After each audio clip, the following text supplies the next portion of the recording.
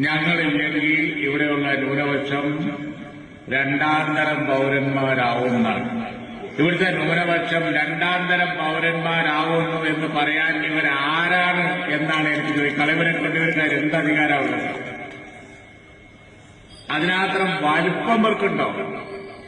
ഇന്ത്യയിലെ ന്യൂനപക്ഷത്തെ സംരക്ഷിക്കല് പോയിട്ട് എന്റെ അഭിപ്രായത്തിൽ ഇന്ത്യ രാജ്യത്ത് അവർക്ക് അവരുടെ പാർട്ടിയെ സംരക്ഷിക്കാൻ പോലും പറ്റാത്ത സ്ഥിതിയാണ് ഇപ്പോൾ ഉള്ളത്.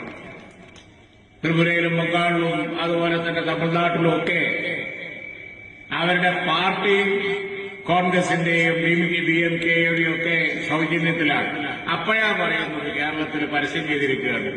എന്താ പരസ്യം?